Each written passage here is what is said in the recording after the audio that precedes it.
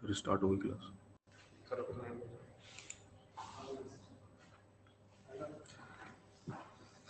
Good afternoon बच्चों, मेरी आवाज आ रही है आप लोगों को? ठीक है।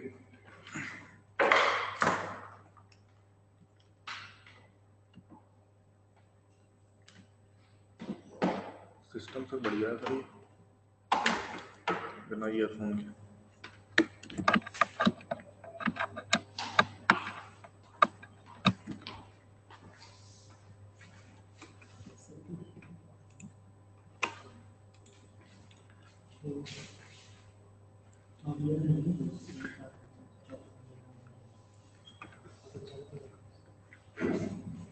बेटा कल के लेक्चर में हमने क्या पढ़ा था? लास्ट टॉपिक कोई याद दिलाएगा मुझे? मुझे एग्जैक्टली याद नहीं आ रहा है।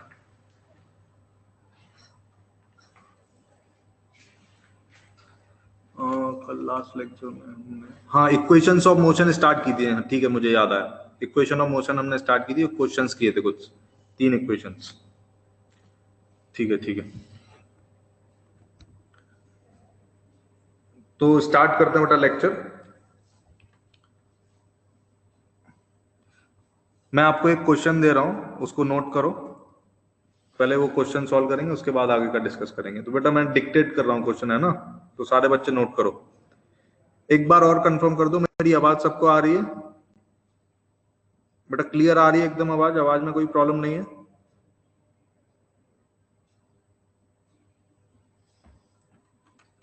ठीक है बेटा, ठीक है। अभी क्वेश्चन नोट करो, लिखो। A car starts from rest, a car starts from rest. चलो मैं लिख रहा हूं, है ना बेटा? नोट कर रहा हूं। काफी बच्चे दोबारा रिपीट करवाते हैं, तो लिख ही देता हूं।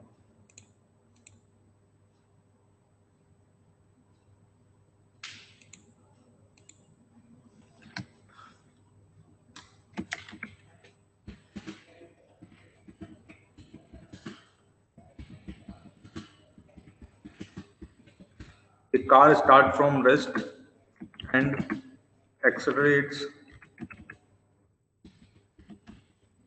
with constant acceleration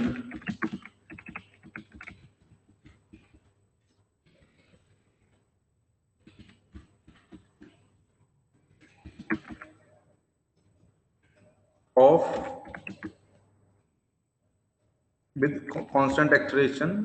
मान लो a, ठीक है, with constant acceleration a, then moves with constant velocity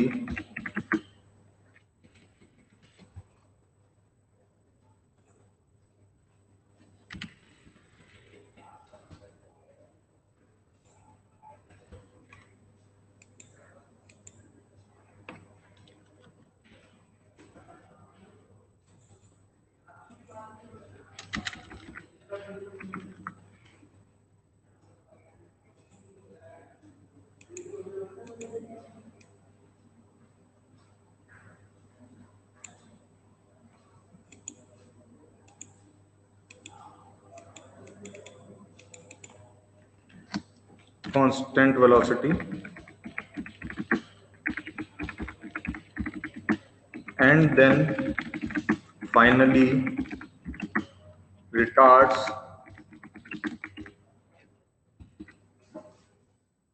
with retardation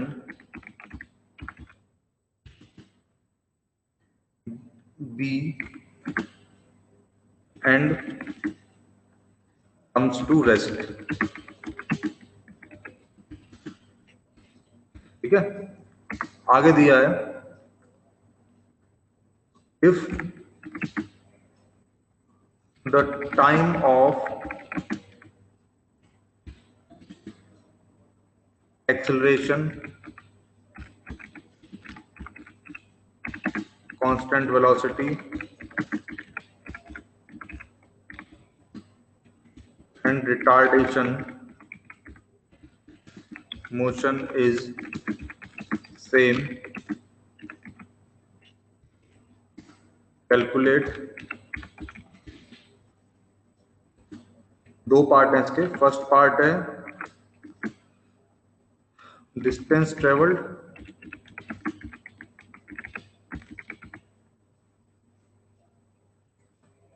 और सेकंड है मान लो मैक्सिमम वेलोसिटी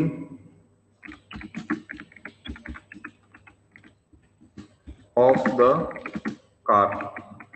आपको एक इंफॉर्मेशन और दे रखी है, assume total time is capital T. बेटा सारे बच्चे सॉल्व करो।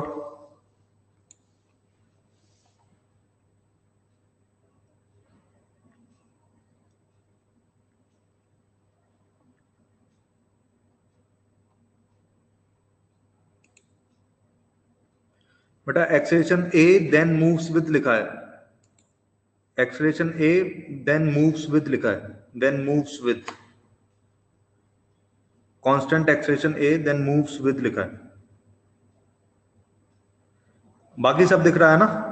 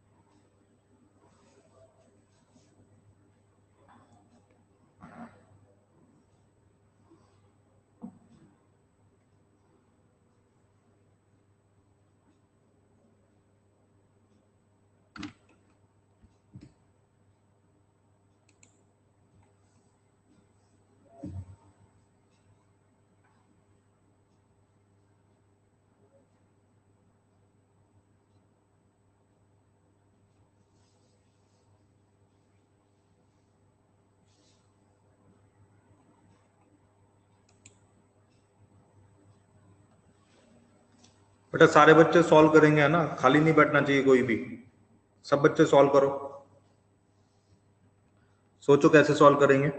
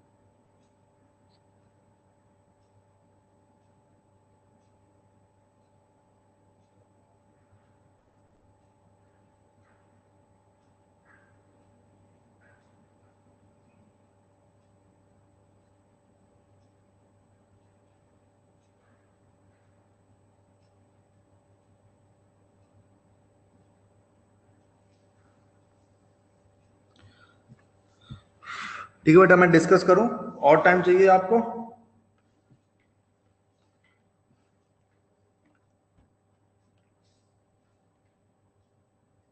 ठीक है, सॉल्व करो। ठीक है, 1 मिनट और ले लो, फिर डिस्कस करूंगा मैं ना, 1 मिनट के बाद डिस्कस करूंगा।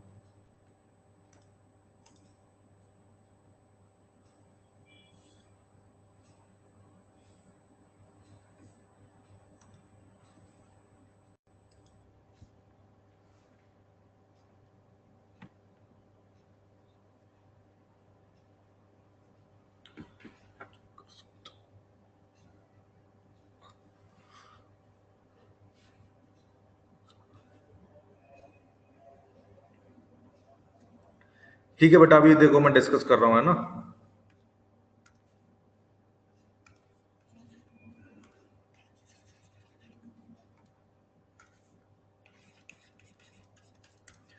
तो देखो क्वेश्चन मैंने इजी कर दिया है एकदम।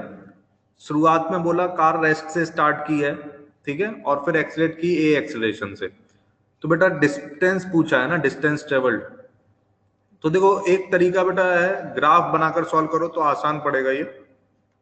अगर ग्राफ नहीं बनाएंगे तो थोड़ा सा लेंथी जाता है, बस और कुछ नहीं। अगर मैं वेलोसिटी टाइम ग्राफ बना दूं इसका, तो देखो शुरुआत में रेस्ट से चला है, ठीक है, तो इनिशियल वेलोसिटी 0 हो गया इसका। फिर कांस्टेंट एक्सीलरेशन a है, ठीक है। तो बेटा एक्सीलरेशन कांस्टेंट है तो मतलब ऐसा ग्राफ बनेगा, क्योंकि इक्वेशन क्या होती है, v is equal to u plus a t. तो u तो 0 है, तो v बराबर क्या आया, ए टी आया। तो बेटा ये स्ट्रेट लाइन की इक्वेशन है, इसलिए ग्राफ ऐसा बनेगा, ठीक है। तो मान लो यहां तक चला, फिर क्या हुआ, फिर ये कांस्टेंट वेलोसिटी से चलेगा, ठीक है। कांस्टेंट वेलोसिटी से चला मान लो यहां तक, और अब पूछा जा रहा है, मतलब अब बताया जा रहा है कि इसके बाद एक रिटार्ड किया है, ठीक है।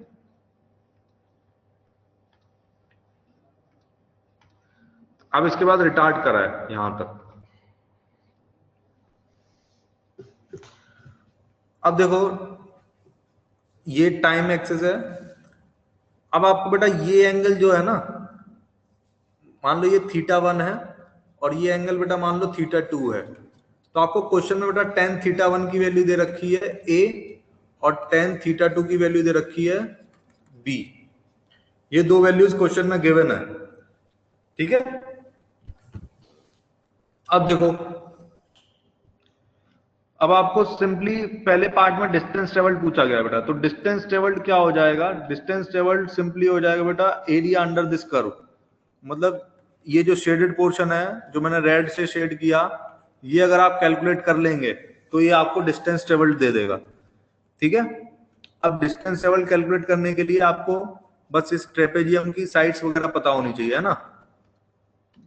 तो देखो कैसे पता करेंगे, देखो tan θ1 a है, आपको टोटल टाइम t दिया है ना, और आपको एक लाइन एक इंफॉर्मेशन और दी है, बोला गया if the time of acceleration, constant velocity and retardation motion is same. मतलब ये तीनों टाइम सेम है, तो टोटल टाइम t है, तो बेटा तीनों में टाइम कितना लगा होगा, t/3 t/3 एंड t/3, ठीक है। तो ये वैल्यू तो हो गई t, और बेटा ये वैल्यू हो जाएगी t/3, ये वैल्यू t/3 हो जाएगी, ठीक है।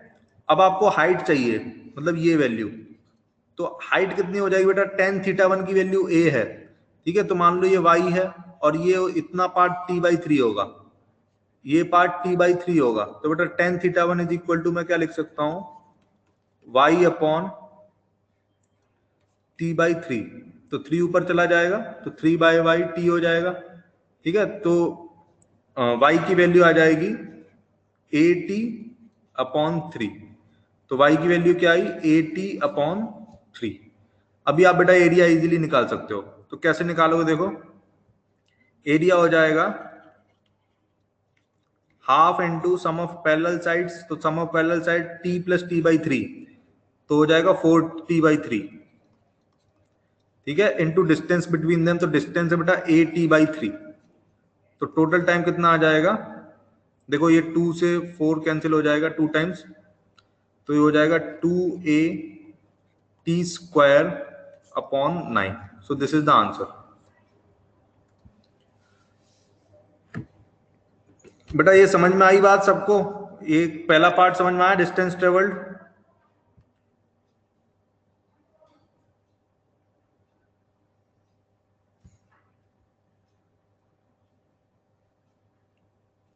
और बच्चे बताओ,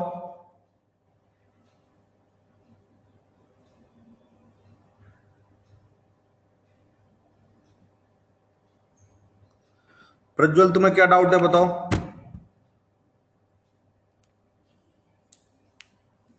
क्या चीज नहीं समझ में आई,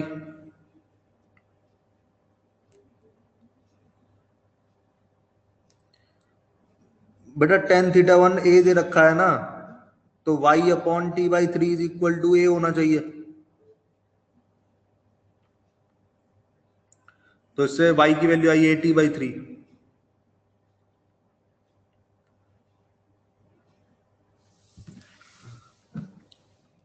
बेटा ग्राफ समझ में आया? पहले ये बताओ, ग्राफ में कोई डाउट है क्या? ग्राफ ग्राफ समझ में आ गया? अथर्व तुम बताओ, ग्राफ में कोई डाउट है तुम्हें?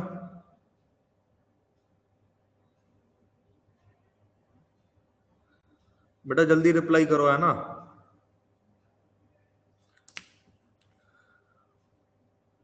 डाउट है ग्राफ में?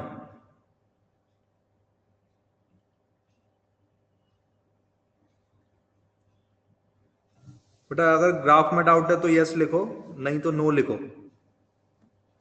अथर्व तुमसे बोल रहा हूं। ठीक है, तो मतलब ग्राफ समझ में आ गया। अब बेटा देखो, टोटल टाइम कैपिटल टी है और तीनों का time interval t/3 t/3 t/3 दे रखा है। ठीक है, तो अब बस हाइट निकल जाए तो हम एरिया आराम से निकाल लेंगे, ट्रेपेजियम है क्योंकि ये। तो हाइट कैसे निकालेंगे? देखो पहले वाला ट्राइंगल जो बन रहा है ना, तो उसमें tan θ1 की वैल्यू a है, एक्सेलरेशन क्योंकि स्लोप होता है ना, बीटी ग्राफ का स्लोप क्या होता है? एक्सेलरेशन। क्योंकि देखो बेटा, a की वैल्यू हमने पढ़ रखी है, एक्सेलरेशन क्या होता है? dv/dt। ठीक है, ये हमने पढ़ा है। तो बेटा स्लोप ऑफ वीटी कर्व क्या होगा? dv/dt बेसिकली स्लोप होता है ना, तो स्लोप ऑफ वीटी कर्व क्या होगा? a होगा, acceleration. Slope of VT curve is acceleration. ठीक है, वीटी कर्व का स्लोप बेटा एक्सेलरेशन होता है, ये आप नोट करके लिख सकते हैं, slope of VT curve is acceleration. ठीक है, क्योंकि ए को हम dv/dt लिखते हैं, तो वीटी कर्व का स्लोप क्या होगा? एक्सेलरेशन। जैसे v is equal to dx/dt होता था, तो बेटा xt कर्व का स्लोप क्या होता था? वेलोसिटी। ऐसे dv/dt को a लिखते हैं, तो vt कर्व का स्लोप क्या होगा? a। ठीक है, इसलिए मैंने tan थीटा को a लिखा बेटा, tan θ1 is equal to a। तो अब इस ट्राइंगल में हाइट अपॉन बेस, ठीक है, परपेंडिकुलर अपॉन बेस, तो परपेंडिकुलर y मान लो और बेस हो जाएगा t/3, तो y अपॉन t/3, तो 3 ऊपर चला गया बेटा, तो y की वैल्यू आ जाएगी at/3। अभी हाइट समझ में आ गई बेटा? आप बताओ, अथर्व और प्रज्वल तुम दोनों को हाइट समझ में आ गई अभी? ठीक है, अब बेटा बस हाइट पता चल गई, अब बस एरिया निकाल दिया, sum of parallel sides into half into distance between them. बेटा आप बताओ, आप कितने बच्चों को समझ में आया पूरा यहां तक?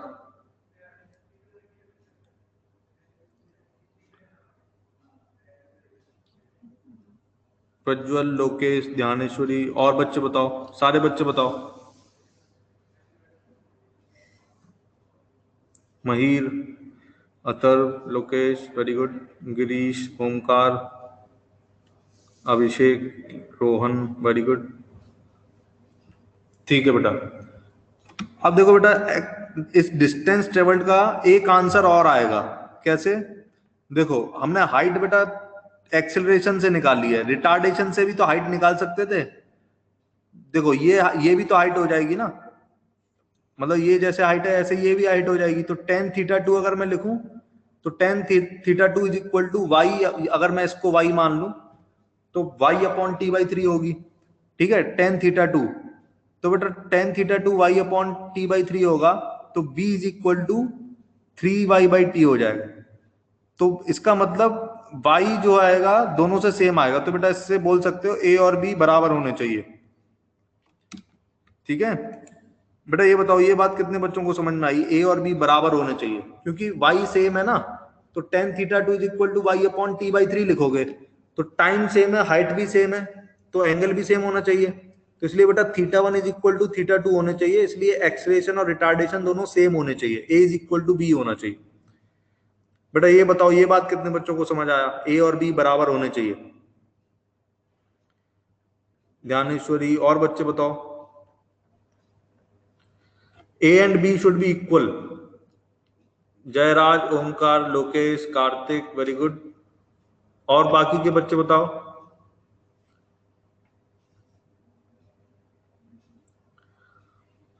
महीर को नहीं आया, लोकेश को आ गया, वेरी गुड। बेटा देखो, अगर मैं tan थीटा 2 लिखूं तो राइट वाला जो ट्राइंगल है ना, राइट में जो ट्राइंगल बनाया मैंने, उस ट्राइंगल में हाइट सेम है और बेस भी सेम है, तो बेटा एंगल भी तो सेम होना चाहिए ना। हाइट और बेस सेम है तो एंगल कैसे डिफरेंट हो जाएगा? एंगल भी सेम होना चाहिए। तो जितना थीटा 1 है उतना ही थीटा 2 होना चाहिए। तो दोनों के tan भी सेम होने चाहिए, तो ए और बी भी सेम होने चाहिए। अभी समझ गए महीर?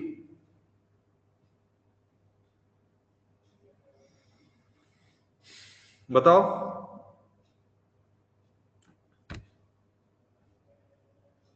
ठीक है, तो बेटा ए और बी दोनों बराबर होने चाहिए, मतलब जो आंसर आया ना आपका डिस्टेंस का 280 स्क्वायर बाई 9, इसमें बेटा ए की जगह बी भी लिख सकते हैं हम, है ना। ए और बी दोनों इक्वल हैं तो 2bt स्क्वायर बाई 9 भी आंसर होगा, दोनों आंसर सही है। ठीक है, मतलब a and b both are equal, तो दो आंसर आ जाएंगे डिस्टेंस ट्रेवल्ड के। अब दूसरे पार्ट में बेटा पूछा मैक्सिमम वेलोसिटी, तो बेटा वाई जो आया ना, ये जो हाइट आई है, ये हाइट ही मैक्सिमम वेलोसिटी है। ठीक है, तो ए टी बाई 3 और बी टी बाई 3 ये मैक्सिमम वेलोसिटी हो गई, दूसरे पार्ट का आंसर है ये। ठीक है, ये क्वेश्चन समझ में आ गया बेटा पूरा?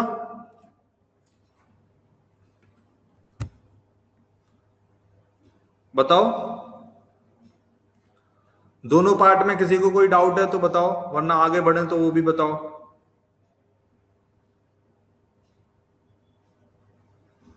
आगे बढ़ सकते हैं, समझ में आ गया?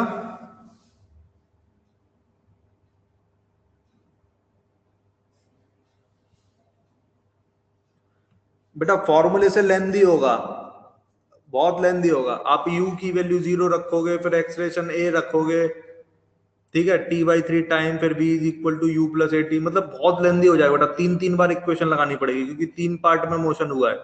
पहले एक्सलेट किया है, फिर यूनिफॉर्म वेलोसिटी से चला है, फिर रिटार्ड किया है, तो बेटा मेहनत ज्यादा होगी, बस इसलिए मैंने ग्राफ से किया है ना। तो ग्राफ से करना भी आना चाहिए। अभी हम ग्राफ सेपरेटली भी पढ़ेंगे बेटा, तो आपको मास्टरी हो जाएगी ग्राफ में, है ना। एकदम सेपरेटली एक टॉपिक ही पढ़ेंगे पूरा ग्राफ्स। चलो, तो ये क्वेश्चन हो गया, नेक्स्ट क्वेश्चन पे चलते हैं। बेटा वही तो बोल रहा हूँ, फॉर्मूले से लेंदी पड़ेगा थोड़ा, ग्राफ से इजी हो गया। फॉर्मूले से आप 3 बार इक्वेशन लिखनी पड़ेगी, एक बार एक्सीलरेशन के लिए, फिर कांस्टेंट मोशन के लिए, फिर रिटार्डेशन के लिए, तो बहुत लेंदी होगा बेटा। उससे तीनों के लिए डिस्प्लेसमेंट कैलकुलेट करोगे, फिर ऐड करोगे, तब जाके आंसर आएगा तुम्हारा।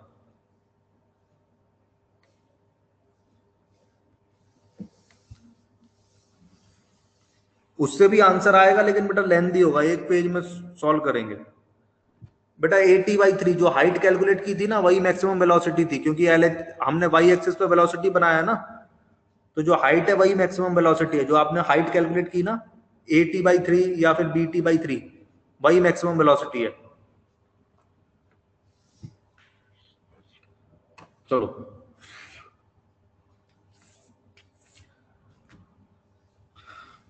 तो बेटा हमने 3 तरीके के क्वेश्चंस किए। अब मैं आपको कुछ स्पेशल एक अच्छा क्वेश्चन बताता हूं। इसको ये हेडिंग डलवा के ही पढ़ाया जाता है। आप ऐसे हेडिंग डाल सकते हैं, डिस्टेंस या फिर displacement travelled, displacement travelled in nth second.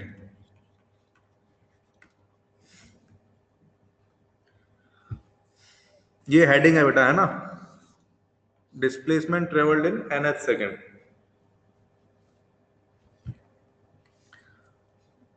अच्छा बेटा, बेटा ये बताओ पहले, nth सेकेंड है तो ये कहां से कहां तक टाइम शुरू होगा? t इज इक्वल टू कहां से होना चाहिए? t is equal to n से लेके t is equal to n+1 से तक होना चाहिए, या t is equal to n-1 से लेके t is equal to n second तक होना चाहिए? बेटा कौन सा करेक्ट है, फर्स्ट या सेकंड? nth सेकंड कौन सी बोलूं मैं, फर्स्ट वाली बोलूं या सेकंड वाली बोलूं?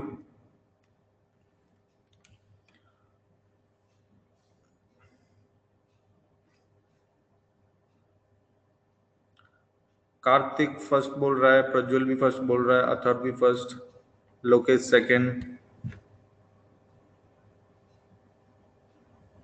बेटा और बच्चे बताओ, मैं जानना चाहता हूं, ये कंफ्यूजन होता है इसलिए क्लियर ही कर लेते हैं। ज्ञानेश्वरी फर्स्ट, ओमकार भी फर्स्ट, रोहन फर्स्ट, अभिषेक फर्स्ट। देखो बेटा कैसे सॉल्व करेंगे डाउट। देखो अगर मैं बोलूं फर्स्ट सेकंड, फर्स्ट सेकंड कहां से कहां तक होती है? t इज इक्वल टू 0 से लेके t इज इक्वल टू 1 तक होती है ना, कि t इज इक्वल टू 1 से लेके t इज इक्वल टू 2 तक होती है। कौन सी होती है फर्स्ट सेकंड? बताओ 1 या 2, इन दोनों में से कौन सी होगी? फर्स्ट सेकंड कहां से कौन सी होगी, फर्स्ट या सेकंड? फर्स्ट होगी ना, मानते हो ना? तो बेटा फर्स्ट सेकंड 0 से शुरू हुई है देखो 1 तक, ऐसी सेकंड सेकंड पूछूं अगर मैं, तो t इज इक्वल टू 1 से लेके t इज इक्वल टू 2 तक, मतलब एक सेकंड होने के बाद जो सेकंड होगी वो सेकंड सेकंड होगी। ठीक है, एक सेकंड सेकंड कौन सी होती है? जो उससे पहले वाली सेकंड एक रही होगी, तो फर्स्ट सेकंड के बाद जो सेकंड होगी वो सेकंड सेकंड होगी।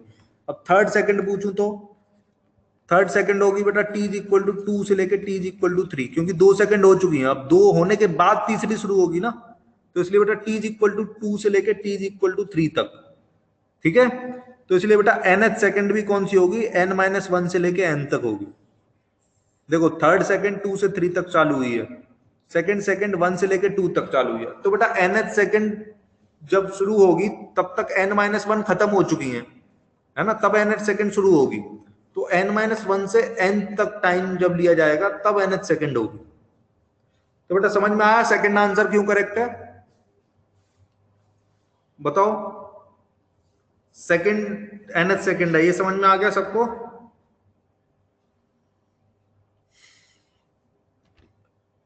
ठीक है, तो बेटा ये याद रखना है ना, nth सेकंड कौन सी होगी? n-1 से n तक। यही कंफ्यूजन होता है बच्चों को पहले तो बेटा पहले लिख लो ये nth सेकंड कौन सी होगी, बस करेक्ट ऑप्शन लिख लो, है ना, फिर मैं ये रफ करता हूं। बस करेक्ट ऑप्शन लिख लो, nth second is from t is equal to n-1 second to t is equal to n second, ऐसे लिख लो। nth second is from t is equal to n-1 seconds to t is equal to n seconds.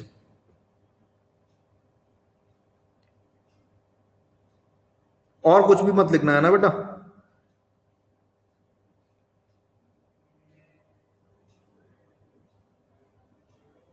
अगर आपको ध्यान नहीं रहे तो लिख सकते हो एग्जाम्पल, मतलब अगर आप भूल जाएं, अगर मान लो फ्यूचर में अगर आपको ऐसा लग रहा है तो आप लिख भी सकते हैं एग्जाम्पल्स।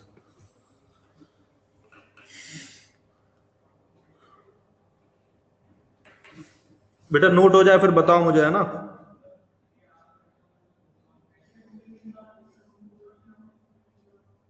ठीक है,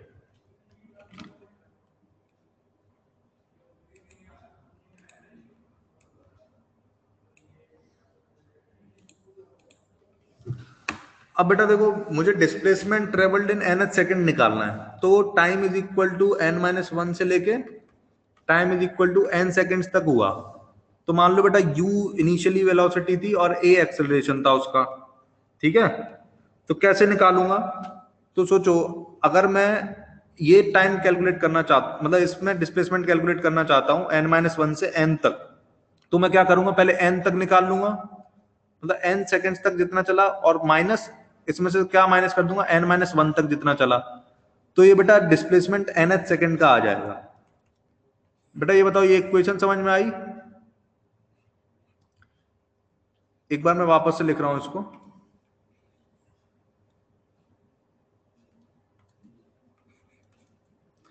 S nth is equal to s n minus s n minus 1। बताओ बेटा ये इक्वेशन समझ में आ रही है सबको कि nth सेकंड का displacement total n seconds minus n-1 seconds कर दो तो आ जाएगा। इसमें किसी को कोई डाउट है बेटा?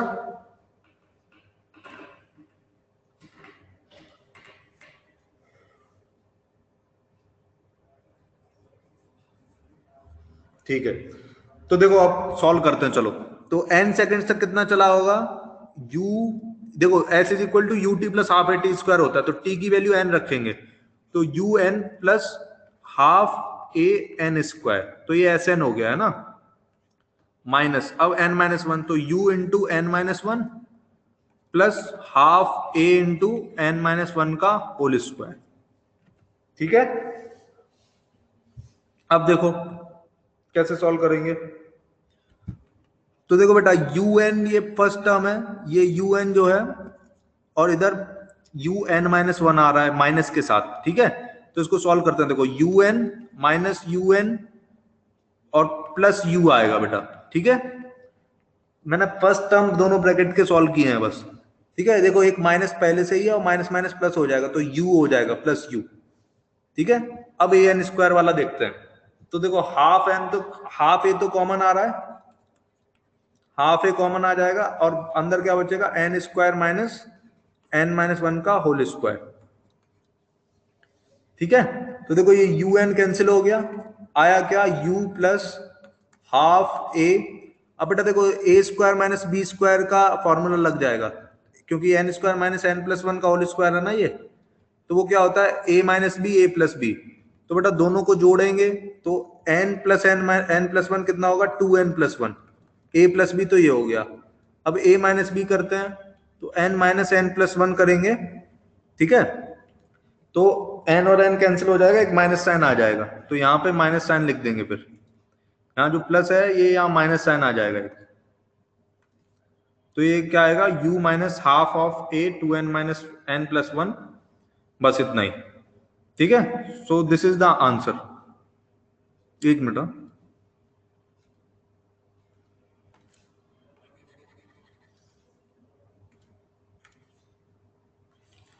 तो बेटा ये एस एन एथ आ गया। ये बताओ यहां तक सबको समझ में आया सब कुछ। This is the formula for s N एथ।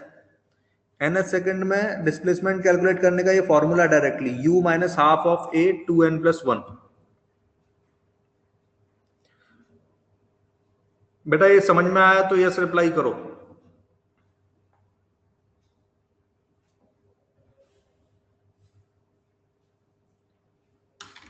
बेटा ए स्क्वायर माइनस बी स्क्वायर का फॉर्मूला यूज किया मैंने, ए प्लस बी ए माइनस बी होता है ना,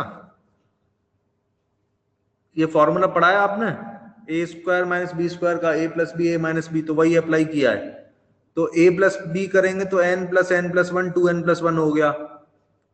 जब ए माइनस बी करेंगे तो एन माइनस वन होगा, तो एन और एन कैंसिल हो गया, और माइनस वन प्लस को माइनस में कन्वर्ट कर दिया उसने, माइनस वन ने, माइनस वन की वजह से प्लस माइनस में हो गया, तो u minus half of a two n plus one हो गया। अभी समझ गए।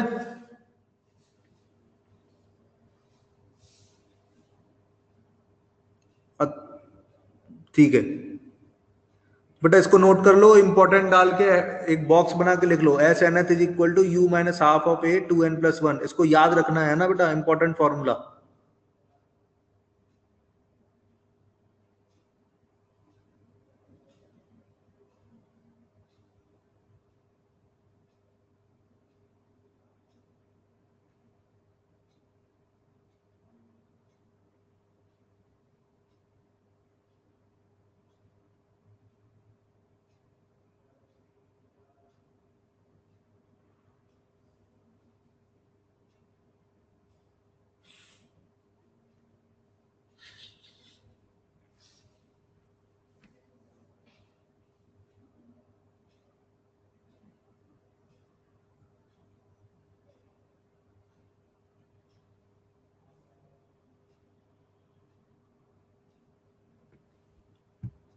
बेटा जो लिखा है वो आएगा, टू एन माइनस वन नहीं लिखा है मैंने, टू एन प्लस वन लिखा है।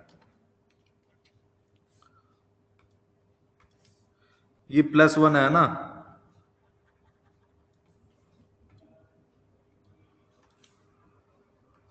प्लस वन,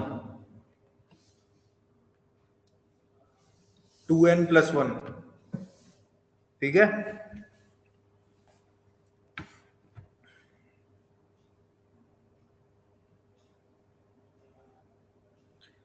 बेटा नोट हो जाए फिर बताओ मुझे, है ना।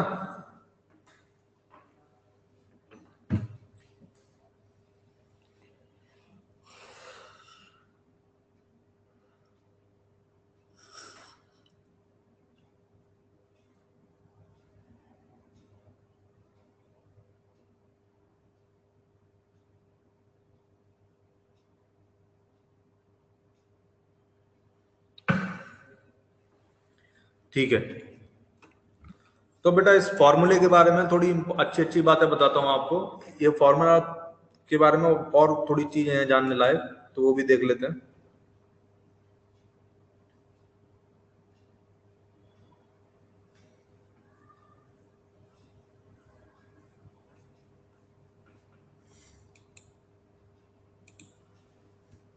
तो बेटा देखो, एस एन एथ का फॉर्मूला आया हमारे पास।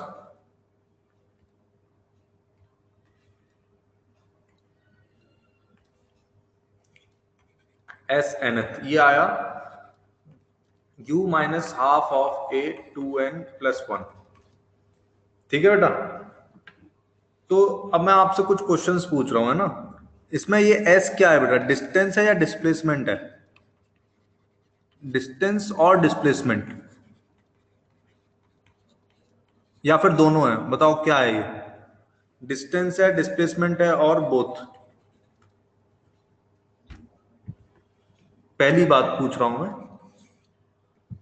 What is S here, distance या डिस्प्लेसमेंट या फिर दोनों? बेटा एक क्वेश्चन है, बताना है आपको।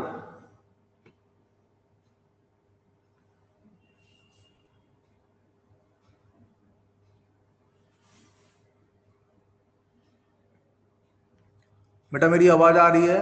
क्वेश्चन सुनाई दिया सबको?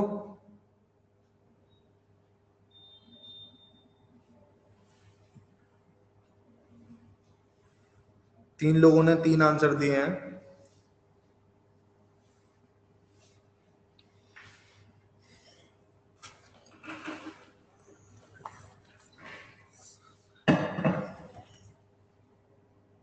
ठीक है बेटा, एक एग्जांपल से समझते हैं इसको क्या है। जैसे मान लो एक बॉक्स है ना। मान लो ये चल रहा है इधर 5 मीटर पर सेकंड से, और इसका रिटार्डेशन हो रहा है ए is equal to 2 metre per second square से। ठीक है, आपसे पूछा जा रहा है, मान लो t इज इक्वल टू 2 से t इज इक्वल टू 3 तक डिस्टेंस ट्रेवल्ड कितना हुआ? डिस्टेंस ट्रेवल्ड मतलब कौन सी सेकंड है ये? सेकंड में पूछा जा रहा है, सॉरी थर्ड सेकंड में। थर्ड सेकंड में डिस्टेंस ट्रेवल्ड कितना हुआ?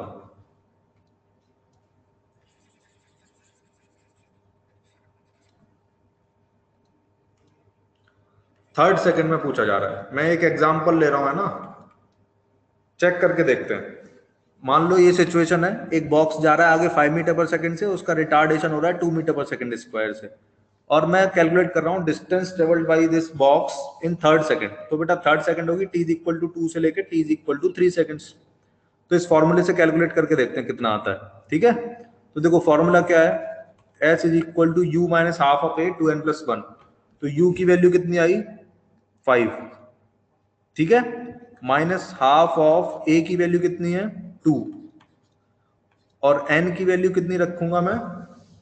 थर्ड सेकंड है ना ये, तो बेटा n की वैल्यू 3 हो जाएगी। ठीक है, तो 2 इंटू 3 6 हो गया, 6 प्लस 1 कितना हो जाएगा? सब कुछ ठीक ही किया ना? हाँ ठीक है, 6 प्लस 1 7। ठीक है, तो बेटा देखो टोटल डिस्टेंस अगर हम कैलकुलेट करेंगे, एक मिनट कुछ गड़बड़ की गया मैंने, a की वैल्यू 2 है, initial velocity 5 minus half of a, acceleration 2 दे रखा है। ठीक है,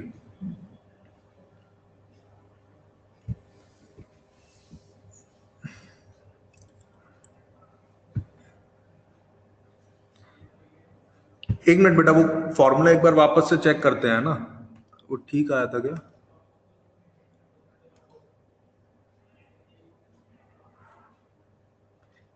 आई थिंक कुछ एरर हो रहा है, एक बार चेक करते हैं ना। एक बार वो फॉर्मूला बेटा वापस से मैं डिराइव कर रहा हूँ, है ना, दोबारा से चेक करते हैं, शायद कुछ गड़बड़ आ रही है ऐसा लग रहा है।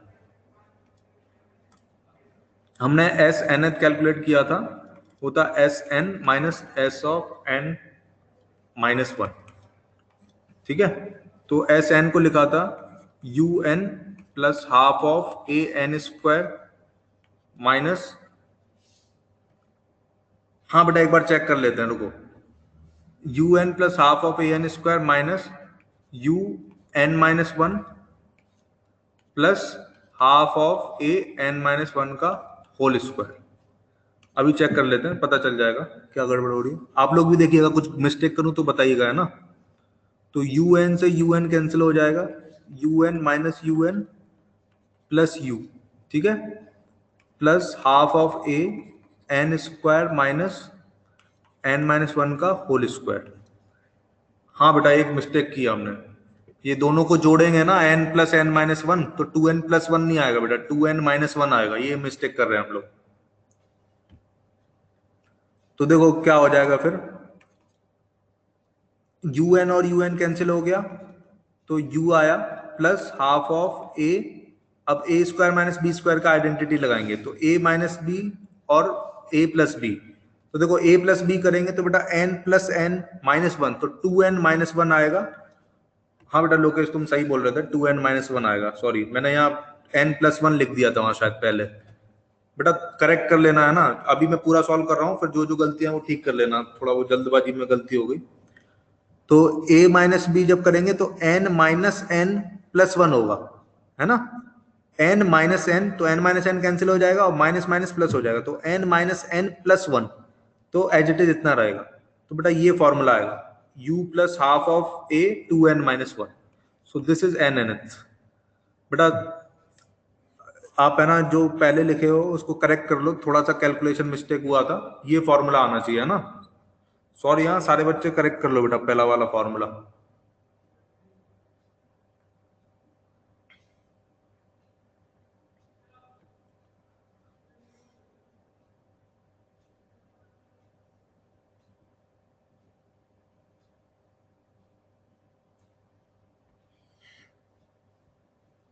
बेटा करेक्ट हो जाए फिर बताओ मुझे, है ना, जब करेक्शन हो जाए फिर बताओ।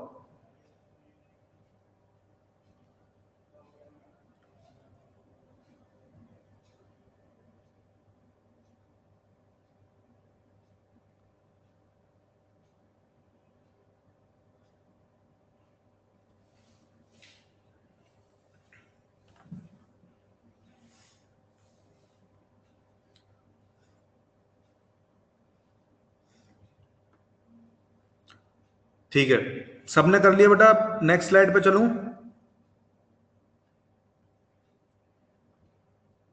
ठीक है, तो अब देखो बेटा, मैं पहला पार्ट पूछ रहा था इस फॉर्मूले में, एस क्या है, डिस्टेंस या डिस्प्लेसमेंट या दोनों, ठीक है, s is equal to u plus half of a two n minus one, ये फॉर्मूला आया था। तो हम चेक करेंगे कि ये एस डिस्टेंस है या डिस्प्लेसमेंट। तो बेटा मैंने एक एग्जांपल से चेक करने की कोशिश की थी। मान लो ये बॉक्स चल रहा है इधर 5 मीटर पर सेकंड से, और इसका रिटार्डेशन हो रहा है ए is equal to 2 metre per second square से। तो हम t इज इक्वल टू 2 से लेके t is equal to 3 seconds तक डिस्टेंस ट्रेवल्ड कैलकुलेट करके देखते हैं, है ना, इस फॉर्मूले से। मान ले रहा है एस डिस्प्लेस डिस्टेंस है, ठीक है, हमने सपोज कर लिया एस डिस्टेंस है, तो ये फॉर्मूले से आंसर आना चाहिए उसका, अगर है तो हम कैलकुलेट करके देखते हैं, है ना, कितना आएगा। तो बेटा ये कौन सी सेकंड हुई, t इज इक्वल टू, ये थर्ड सेकंड हुई है ना, t इज इक्वल टू 2 से लेके t is equal to 3 seconds, मतलब थर्ड सेकंड हुई है। तो देखो थर्ड सेकंड में कितना डिस्टेंस आता है कैलकुलेट करके देखते हैं। तो फॉर्मूले में वैल्यू रखो, देखो u की वैल्यू है 5, तो 5 रखेंगे प्लस हाफ ऑफ, अब रिटार्डेशन हो रहा है बेटा तो -2 लिखेंगे, है ना, एक्सेलरेशन +2 नहीं लिखा जाएगा, -2 लिखा जाएगा। a की जगह रखा -2, अब 2n, n कौन सा, ये थर्ड सेकंड है ना, थर्ड सेकंड की बात हो रही है। तो बेटा थर्ड सेकंड में n की वैल्यू क्या रखेंगे, 3, तो 2 इंटू 3 -1, ठीक है। तो देखो क्या आता है, ये 2 से 2 कैंसिल हो जाएगा, 6 माइनस 1 5, तो बेटा कितना आया, 5 माइनस 5 आया, इज इक्वल टू 0, तो डिस्टेंस 0 आया। बेटा यहां तक समझ में आया सबको, ये बताओ पहले, जिसको यहां तक समझ में आया वो यस लिखो।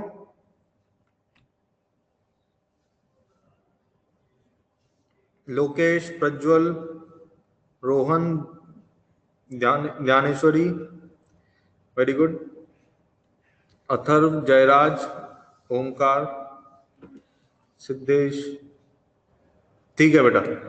तो देखो डिस्टेंस की वैल्यू 0 आई। अब बेटा देखो डिस्टेंस ट्रेवल्ड कभी भी 0 नहीं हो सकता। अगर कोई पार्टिकल मूव कर रहा है तो डिस्टेंस ट्रेवल्ड कभी 0 हो ही नहीं सकता, है ना। तो डिस्टेंस ट्रेवल्ड, लेकिन यहां तो 0 आ गया। इसका मतलब बेटा एस जो है वो डिस्टेंस नहीं है, क्योंकि डिस्टेंस अगर होता तो डिस्टेंस 0 नहीं आता। तो एस क्या है बेटा, डिस्प्लेसमेंट ही है। डिस्प्लेसमेंट क्यों, क्योंकि हमने जो इक्वेशन लिखी है ना, s is equal to u t plus half a t square, इसको डिराइव करने में वही इक्वेशन यूज की है। तो उसमें एस डिस्प्लेसमेंट था, इसलिए यहां पर भी जो एस आया बेटा ये डिस्प्लेसमेंट है।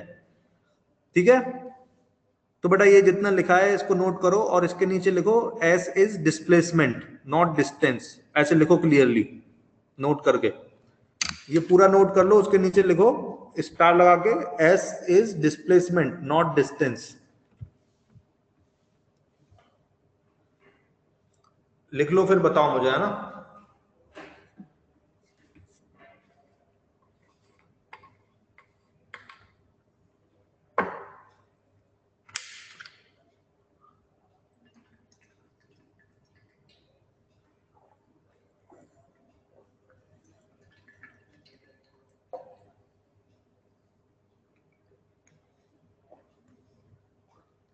बेटा एक्सेलेरेशन नहीं हो रहा है ना, रिटार्डेशन हो रहा है, वो माइनस एक्स डायरेक्शन में एक ही वैल्यू। एक्सेलेरेशन माइनस एक्स डायरेक्शन में, इसलिए बेटा -2 लिया। बेटा ये याद रखो, है ना, कई जगह पर ये काम में आएगा। प्लस एक्स की चीजें प्लस लेते हैं, प्लस वाई की चीजें प्लस लेते हैं, माइनस एक्स और माइनस वाई की चीजें माइनस लेते हैं हमेशा।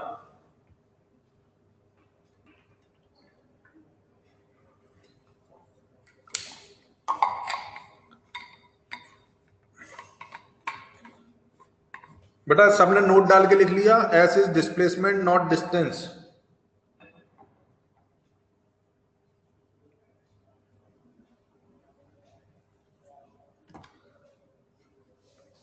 बेटा नेक्स्ट स्लाइड पे चलूं।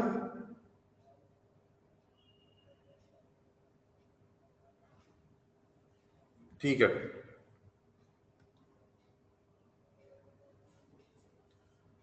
अब देखो एक और बात बताते हैं इसके बारे में। इक्वेशन है s is equal to u plus half of a 2n-1। ठीक है, ये इक्वेशन है। अब बेटा आपने यूनिट एंड डायमेंशन पढ़ रखा है ना, डायमेंशनल एनालिसिस पढ़ रखी है ना सबने, बताओ सबने पढ़ रखा है। ठीक है, तो बेटा देखो डायमेंशन चेक करते हैं इसके, है ना। तो यहां पर एस है डिस्प्लेसमेंट, तो इसका डायमेंशन होना चाहिए एल। ठीक है, यहां पर u है वेलोसिटी, तो इसका डायमेंशन क्या होना चाहिए, LT-1। यहां पर a इंटू 2n-1। ठीक है, तो बेटा a का x क्या कितना होता है, a का होता है LT-2 और मल्टीप्लाई हो रहा है 2n-1 से, तो बेटा n का क्या है, सेकेंड्स है। ठीक है, तो एक t से और मल्टीप्लाई करेंगे तो इसका आया कितना, LT-1। तो बेटा LHS में डायमेंशन L है और RHS में LT-1 है, तब तो ये इक्वेशन डायमेंशनली इनकरेक्ट हो गई। मतलब ऐसा लग रहा है इक्वेशन इज डायमेंशनली इनकरेक्ट। और अगर कोई इक्वेशन डायमेंशनली इनकरेक्ट होती है तो पूरी की पूरी इनकरेक्ट होनी चाहिए, है ना, क्योंकि इक्वेशन ही डायमेंशन ही करेक्ट नहीं उसके, तो इक्वेशन कैसे करेक्ट हो जाएगी।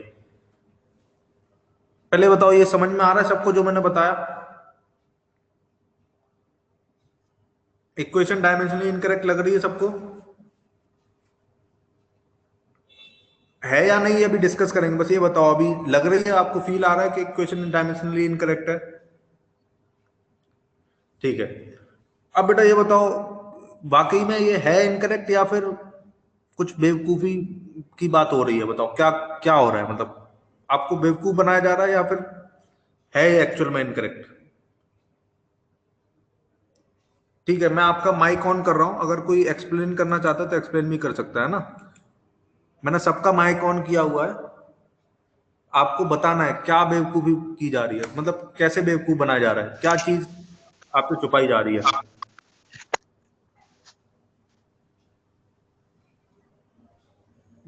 बोलो।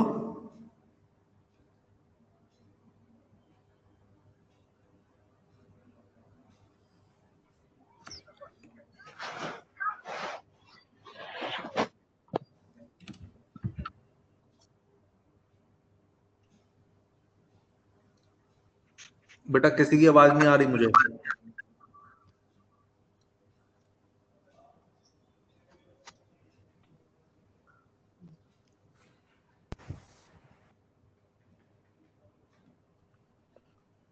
हेलो। हाँ बोलो बेटा।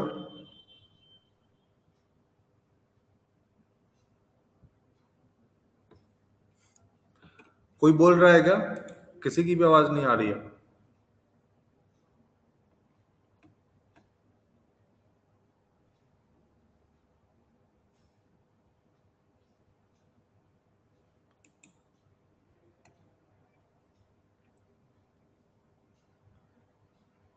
कोई एक्सप्लेन करेगा बेटा, या मैं एक्सप्लेन करूं या मैं बताओ? एक्सप्लेन करूं, बताओ।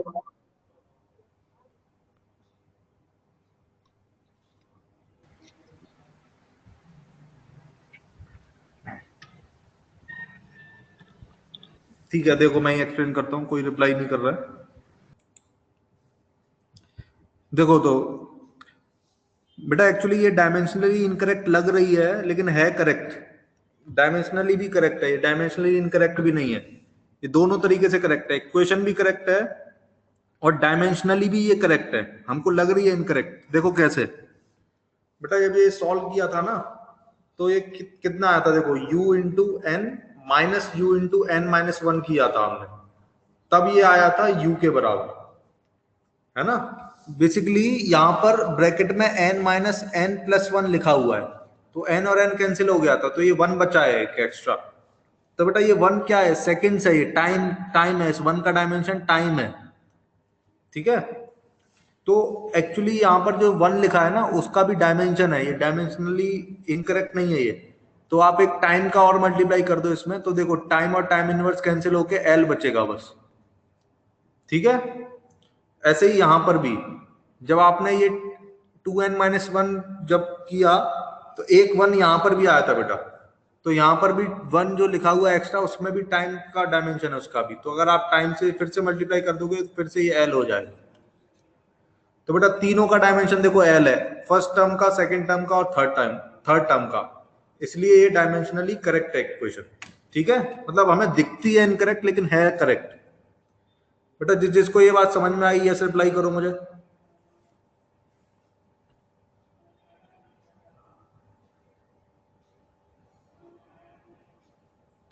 सिद्धेश को समझ में आया, लोकेश वेरी गुड, और बच्चे बताओ।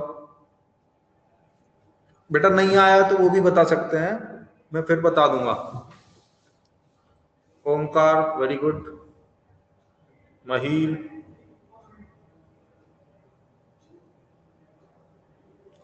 बेटा सारे बच्चे रिप्लाई करो, चार बच्चों का रिप्लाई आया बस अभी तक।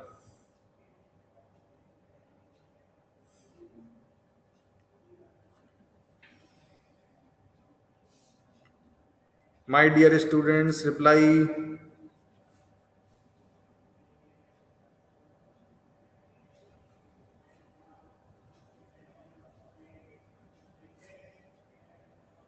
अथर्व, बेटा बता रहा हूं सेकंड पॉइंट में क्या लिखना है, पहले बताओ ये समझ में आया? ठीक है, तो सेकंड पॉइंट में लिखो, equation is dimensionally correct. S का डायमेंशन तो एल ही है बेटा, एस तो डिस्प्लेसमेंट है ना, तो उसका तो एल ही होगा। तो इसमें लिख सकते हो सेकंड पॉइंट में, equation is dimensionally correct, equation is dimensionally correct. मैं बोल रहा हूं बेटा, लिखो, है ना जो मैं बोल रहा हूं, equation is dimensionally correct although although although it appears incorrect, although it appears incorrect. ठीक है,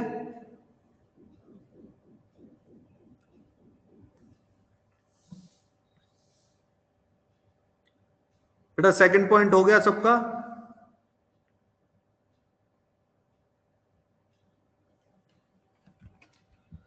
ठीक है, अब नेक्स्ट स्लाइड पर चल रहे हैं।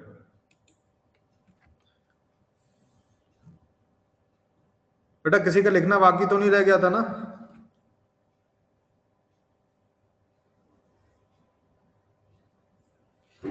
बेटा किसी भी सेकंड में डिस्प्लेसमेंट हो है तो डिस्प्लेसमेंट ही ना, कैलकुलेट तो मीटर में ही करेंगे उसको।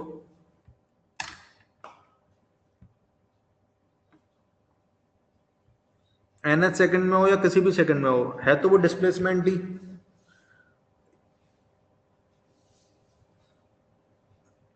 कहां आ रहा है बेटा? नहीं आ रहा है। डिस्प्लेसमेंट इन nth सेकंड है, डिस्प्लेसमेंट पर nth सेकंड, पर सेकंड नहीं है वो।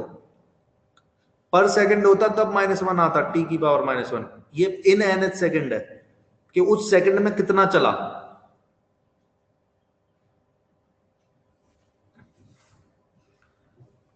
ठीक है, अब बेटा देखो तीसरी बात बताते हैं इसके बारे में, तीसरी बात डिस्कस करते हैं।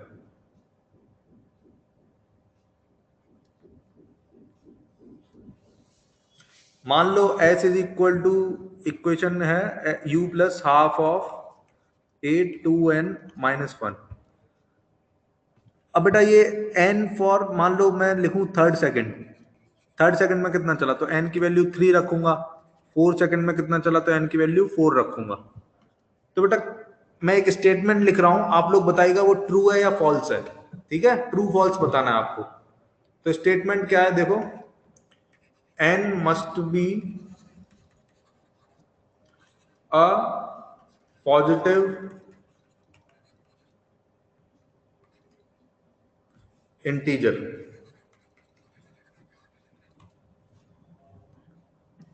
ठीक है, कितने बच्चों को ये ट्रू लग रहा है वो ट्रू बताओ, जिनको फॉल्स लग रहा है वो फॉल्स लिखो। ट्रू या फॉल्स बताना है आपको।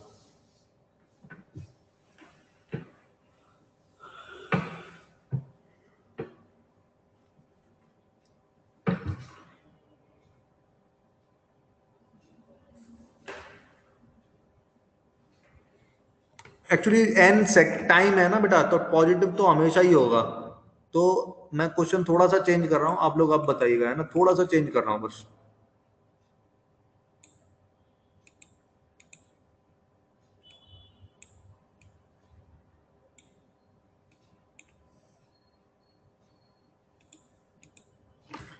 N must be an integer, खाली ये स्टेटमेंट है। बताओ बेटा ट्रू या फॉल्स क्या होना चाहिए? मतलब एन का इंटीजर होना जरूरी है या कुछ और भी हो सकता है? रिप्लाई करो।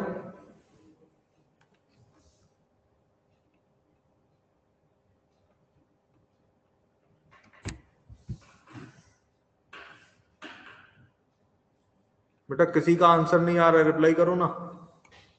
ट्रू या फॉल्स क्या लग रहा है आपको? जरूरी है एन इंटीजर होना चाहिए?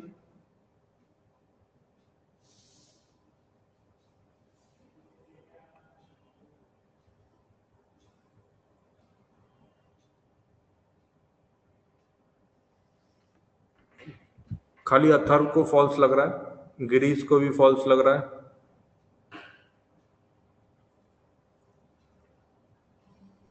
बेटा और बच्चे बताओ।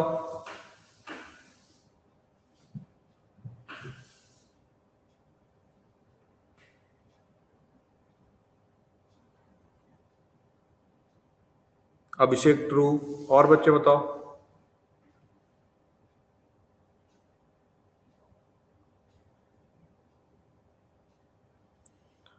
बेटा एक्चुअली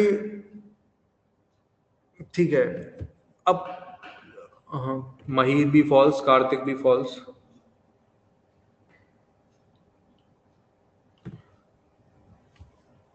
ठीक है, तो बेटा मैं माइक ऑन कर रहा हूं आप लोगों का। कोई एक बच्चा एक्सप्लेन करो कि फॉल्स क्यों लगना चाहिए, फॉल्स क्यों है, इंटीजर क्यों नहीं हो सकता, कुछ और क्यों हो सकता है ना? माइक ऑन कर दिया, आप लोग बोल के बता सकते हैं व्हाई इट इज फॉल्स। कोई एक बच्चा एक्सप्लेन करो मुझे। इंटीजर नेगेटिव हो सकता है।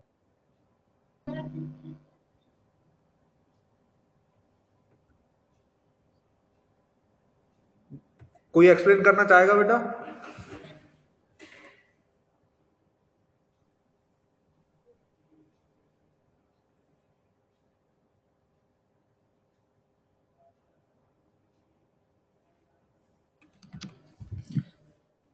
ठीक है, आई थिंक कोई नहीं एक्सप्लेन करना चाहता। बेटा देखो, मैं एक्सप्लेन करता हूं, एक्चुअली ये फॉल्स ही है, कोई जरूरी नहीं है एन इंटीजर हो, है ना। मतलब पॉजिटिव तो होगा, ये तो श्योर है, लेकिन इंटीजर की जगह वो डेसिमल में भी हो सकता है। मतलब कोई जरूरी नहीं है। देखो कैसे बेटा, जब इसको डिराइव करते हैं तो इक्वेशन कौन सी यूज करते हैं? ये यूज करते हैं ना, s is equal to u t plus half a t square. ठीक है, तो बेटा इस इक्वेशन में टी कुछ भी हो सकता है ना, जरूरी थोड़ी इंटीजर हो। इसमें तो टी कुछ भी हो सकता है, डेसिमल में भी हो सकता है। तो जब हमने एस एन लिखा था तो यू एन लिखा था, यहाँ पे टी की एन वैल्यू एन लिखी थी। जब एस एन माइनस वन लिखा था तो टी की वैल्यू बेटा एन माइनस वन लिखी थी। तो टी की वैल्यू पुट कर रहा है ना, अब टी तो कुछ भी हो सकता है, वो डेसिमल में हो भी सकता है और नहीं भी हो सकता है, दोनों बात सही है। तो हमने ये कहीं पे भी नहीं मेंशन किया है कि टी शुड बी इंटीजर। ठीक है, तो t can be any real number, positive real number. ठीक है, तो ऐसा लिखो, n is any positive real number. ठीक है, एन के बारे में ये लिख रहे हैं, मतलब ये कुछ भी हो सकता है, बस शर्त ये है डिस्प्लेसमेंट आप सिर्फ 1 सेकंड का निकालोगे। ठीक है, मतलब ऐसा दे सकता है, मान लो 8.5 सेकंड से 9.5 सेकंड्स तक कितना चला। ठीक है, तो बताओ, अगर मतलब 1 सेकंड का इंटरवल है, जैसे यहाँ पे 8.5 सेकंड से 9.5 सेकंड तक चला, तो इंटरवल तो बेटा 1 ही सेकंड का होना चाहिए, ये बात तो मस्ट है, क्योंकि हम 1 सेकंड का निकाल रहे हैं, nth सेकंड है ना। लेकिन वो इंटरवल कहीं से भी कहीं तक शुरू हो सकता, एंड हो सकता है, स्टार्ट और एंडिंग उसकी कुछ भी हो सकती है। डेसिमल से शुरू होकर डेसिमल पे खत्म हो सकता है, इंटीजर से शुरू होकर इंटीजर पे खत्म हो सकता है। बस शर्त ये है, वो 1 सेकंड का इंटरवल होना चाहिए। ठीक है, अच्छा अगर मान लो मैं ये लिखता हूं, 8.5 सेकंड से 9.5 सेकंड तक का डिस्टेंस कैलकुलेट करो, डिस्प्लेसमेंट कैलकुलेट करो, तो आप एन की वैल्यू क्या रखोगे इसमें? एन क्या रखा जाएगा बेटा, बताओ? 8.5 लिखा जाएगा या 9.5? सोच के बताओ।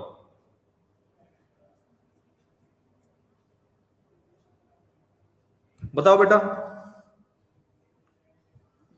अगर मैं इंटरवल 8.5 से 9.5 में कैलकुलेट करना चाहूं तो एन की वैल्यू क्या लिखनी चाहिए, 9.5 या 8.5?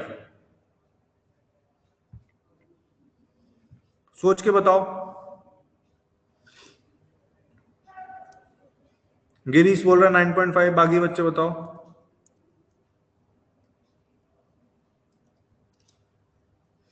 प्रज्वल 9.5। बेटा देखो, जब आप थर्ड सेकंड में कैलकुलेट करते हो, ठीक है, तो थर्ड सेकंड में एन की वैल्यू आप क्या लिखते हो? 3 लिखते हो ना। तो एन इज इक्वल टू 2 से लेके एन इज इक्वल टू 3 को आप बोलते हो थर्ड सेकंड। ठीक है, तो एन की वैल्यू आप 3 लिखते हो, तभी तो थर्ड सेकंड बोलते हो। तो बाद वाला लिखते हैं ना, तो इसलिए यहां पर भी एन की वैल्यू 9.5 लिखी जाएगी। ठीक है, तो 9.5 इज करेक्ट आंसर। सब बच्चों ने सही बताया, वेरी गुड। तो बेटा इसमें पॉइंट में जो मैं लिखा रहा हूं वो लिखो, है ना। इस थर्ड पॉइंट में जो मैं लिखा रहा हूं स्टेटमेंट, वो लिखो। लिखो, n can be any positive real number. N can be any positive real number.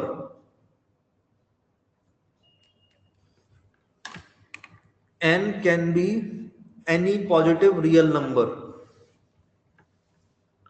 ठीक है, फिर आगे लिखो बेटा, the only condition the only condition the only condition to use this formula the only condition to use this formula is that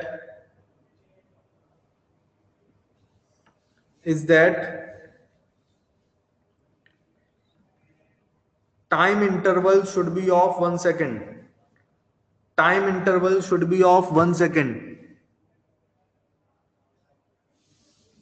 Time interval should be of 1 second.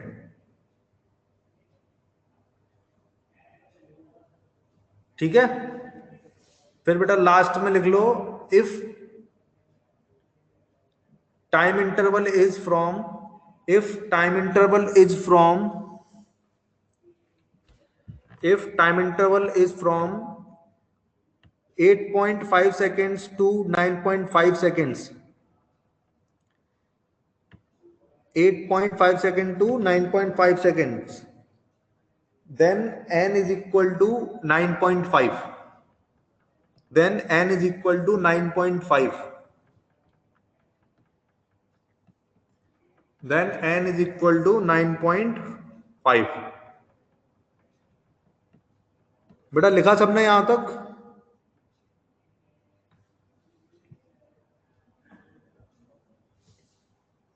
बेटा किसी को doubt in तीनों पॉइंट्स में? मैंने 3 points discuss किए इस equation के बारे में, किसी को भी कोई भी डाउट है तो पूछ सकता है ना?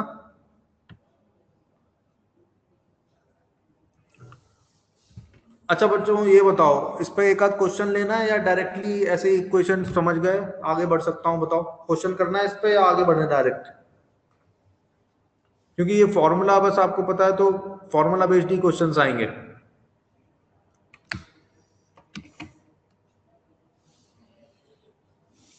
ठीक है चलो एक क्वेश्चन करते हैं।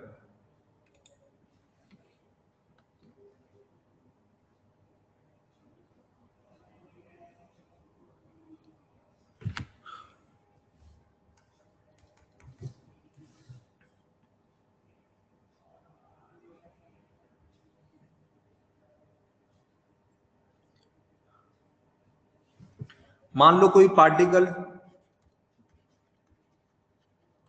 ए particle starts from rest,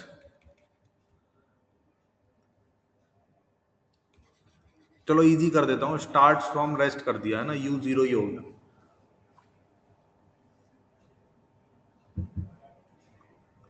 accelerates with acceleration of 5 meter per second square. Calculate,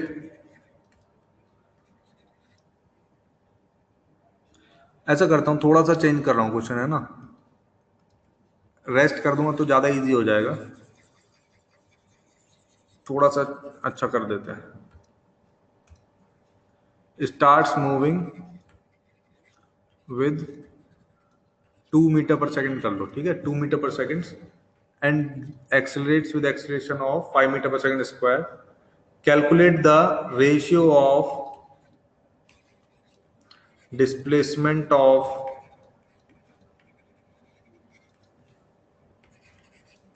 particle in 8th second to 10th second।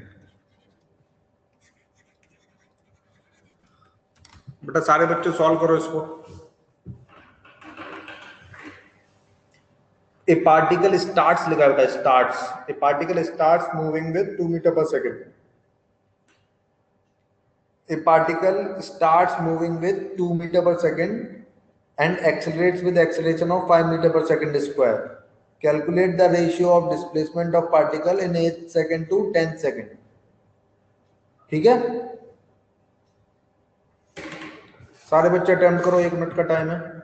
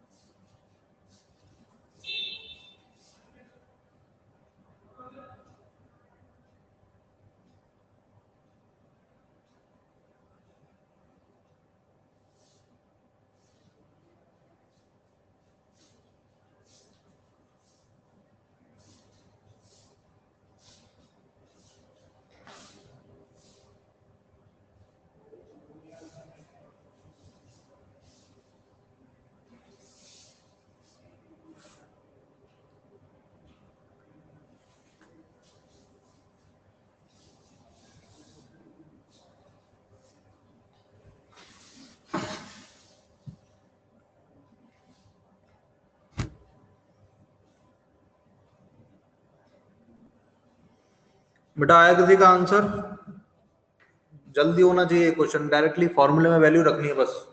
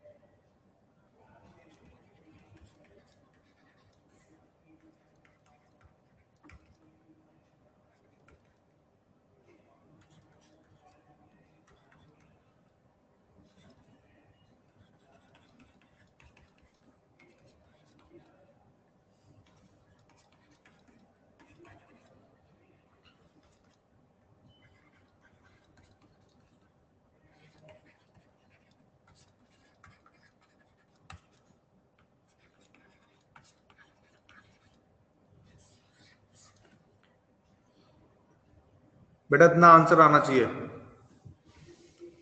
किसी का आया ये आंसर? रोहन का करेक्ट है, वेरी गुड। और किसी का आया? कार्तिक का करेक्ट है। ओमकार बेटा तुम्हारा भी करेक्ट है क्या?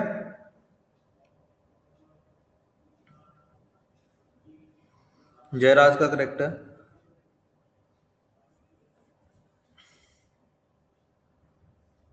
बेटा ये फॉर्मूला बेस्ड क्वेश्चन है, इसमें तो एरर होना ही नहीं चाहिए, डायरेक्टली फॉर्मूले की वैल्यू लिखनी है।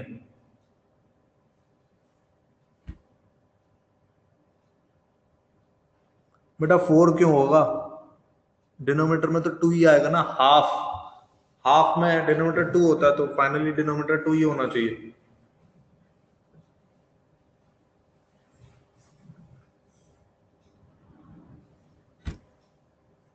बेटा ऐसे और क्वेश्चन करने हैं या फिर आगे बढ़ सकते हैं, बताओ।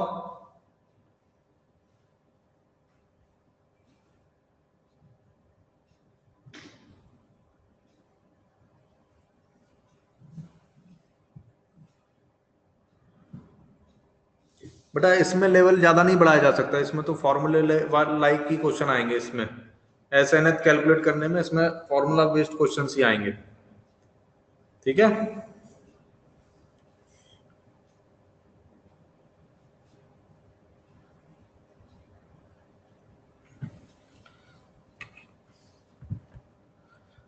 चलो एक टॉपिक पढ़ लेते हैं बेटा जल्दी से, उसको बोलते हैं रिएक्शन टाइम।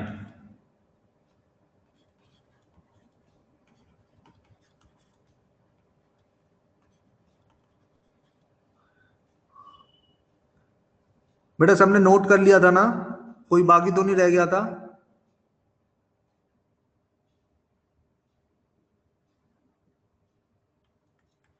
ठीक है बेटा, अभी हेडिंग डाल सकते हैं रिएक्शन टाइम।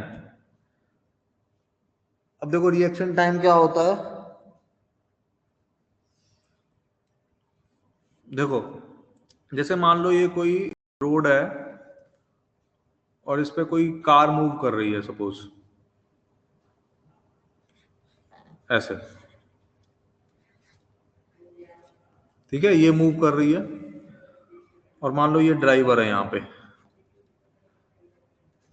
ऐसे ये ड्राइवर है और ये कार मूव कर रहा है, कार चला रहा है, ठीक है।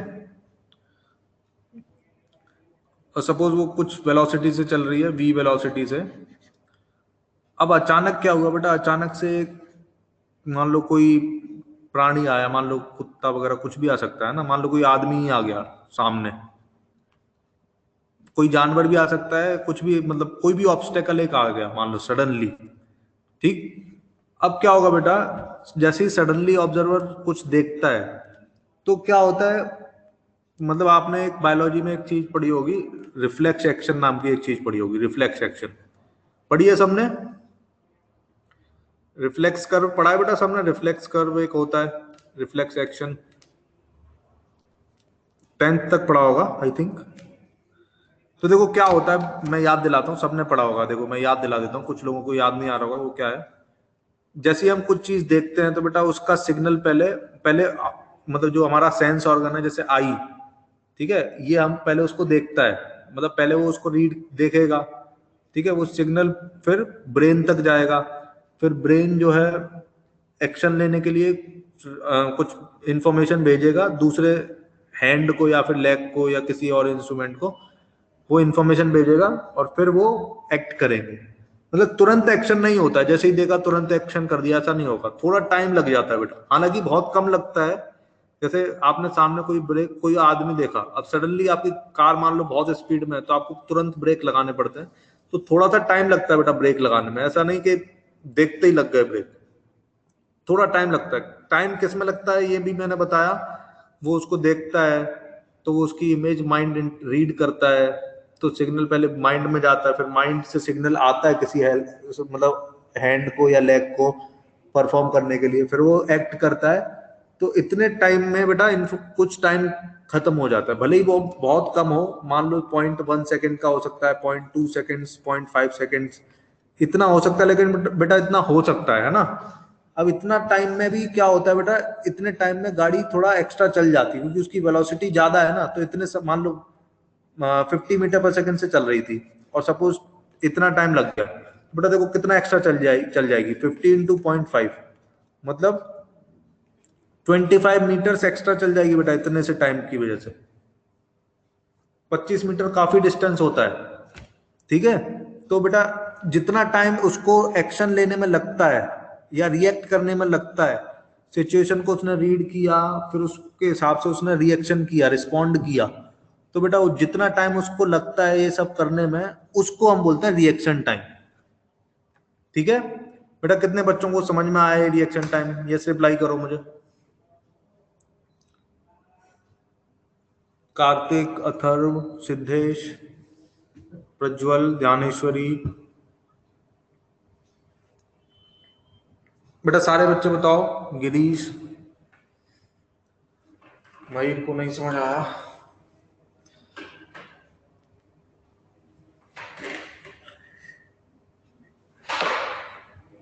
बेटा एकदम सिंपल तो है, इसमें रिपीट क्या करना है मुझे ये नहीं समझ आ, मतलब सामने उसने कोई बंदा देखा तो वो तुरंत एक्शन नहीं लेता है, ठीक है, उसको पहले देखेगा, उसकी इमेज माइंड तक जाएगी, फिर माइंड उसे रीड करेगा, फिर वो सिग्नल भेजेगा किसी सेंस ऑर्गन को, फिर वो सेंस ऑर्गन रिएक्ट करेंगे। तो इस पूरी इंफॉर्मेशन को चलने में और वापस आने में कुछ टाइम लग जाता है बेटा। तो उस टाइम में कार मान लो इनिशियली 50 मीटर पर सेकंड से चल रही थी, तो उतने टाइम में ब्रेक लगे नहीं अभी तक, इतने टाइम के बाद लगेंगे क्योंकि रिएक्शन लेने में उसको टाइम लगा 0.5 सेकेंड्स का, अभी तक ब्रेक नहीं लगाए। अब 0.5 सेकेंड रिएक्शन टाइम ले लेगा तब ब्रेक लगना स्टार्ट होगा बेटा, तो जब तक ब्रेक नहीं लगे तब तक तो वो उसी रफ्तार से चलेगा जिससे पहले चल रहा था।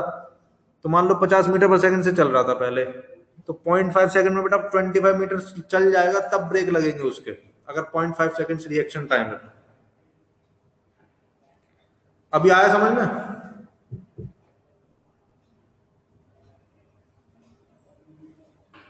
बताओ।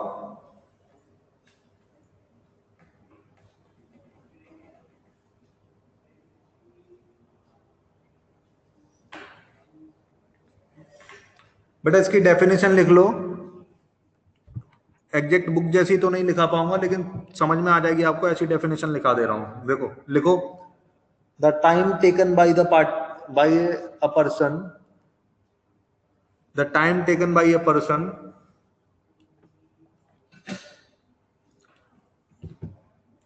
the time taken by person to respond,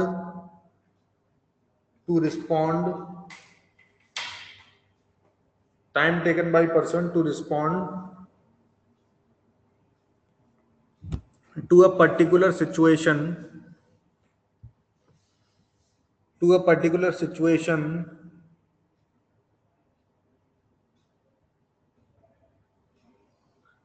is called reaction time.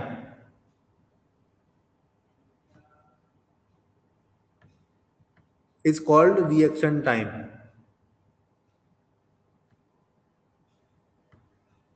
ठीक है?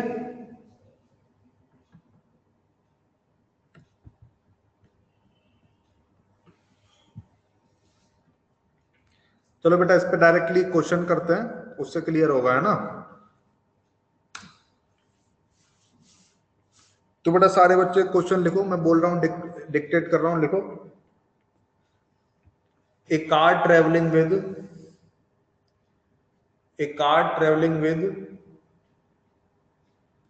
20 meter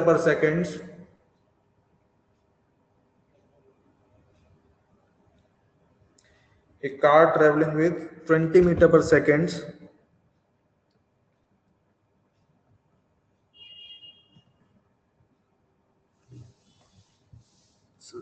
ऐसा लिखो कार ड्राइवर, ठीक है? वरना आप सोचोगे कार कैसे रिएक्शन टाइम लगाएगी। ऐसा लिखो car driver travelling with 50 metre per second sees an obstacle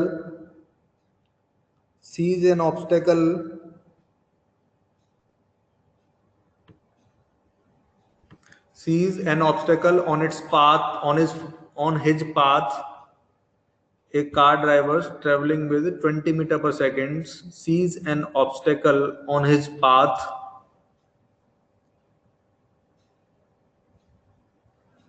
and applies brakes and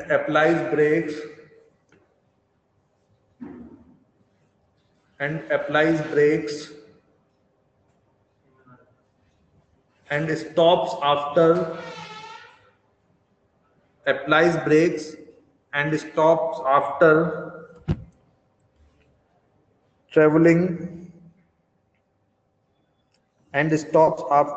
बेटा कहां तक लिख लिया तुमने अथर्व, बताओ?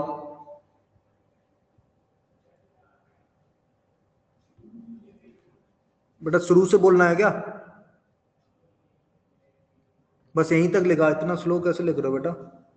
A car traveling with a speed of 20 meter per second sees an obstacle on his path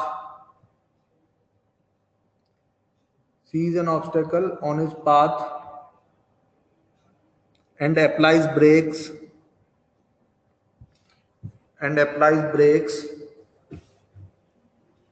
and finally comes to rest. Applies brakes and finally comes to rest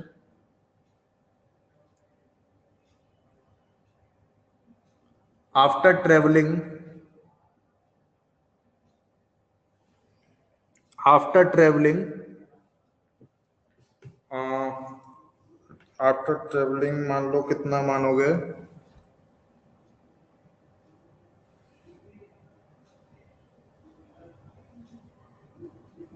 22 meters. After traveling 22 meters. ठीक है? लिखो if the total time taken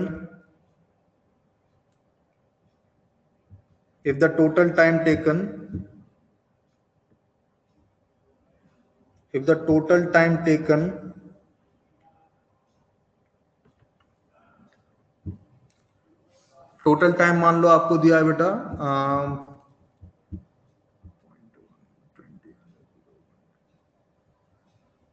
total time taken is, let's say, 2.1 seconds. If the total time taken is 2.1 seconds,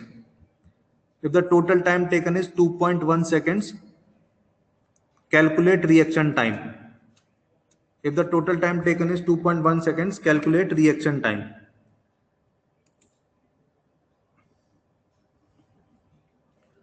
बेटा सबने question पूरा लिख लिया, किसी का क्वेश्चन तो नहीं छूटा है?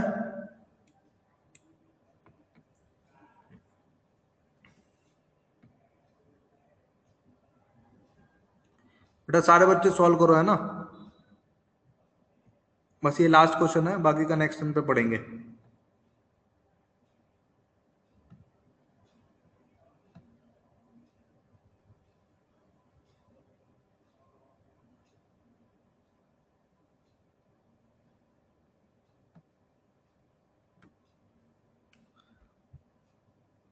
बेटा 2.1 सेकंड दिया है।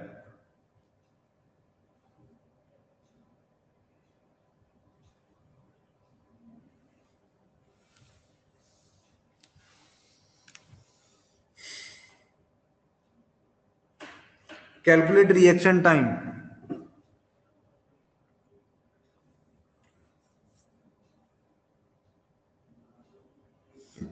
Calculate reaction time.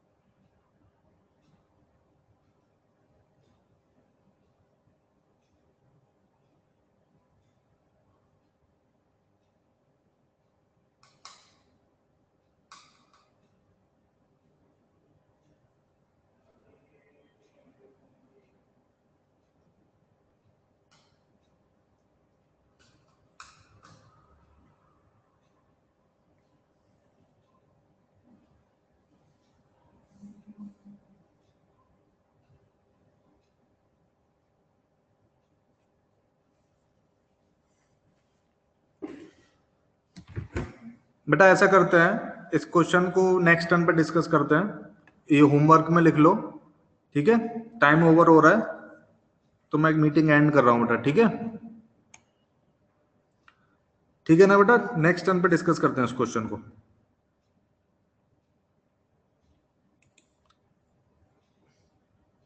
तो मैं एंड कर रहा हूं बेटा सेशन, ठीक है? Thank you very much.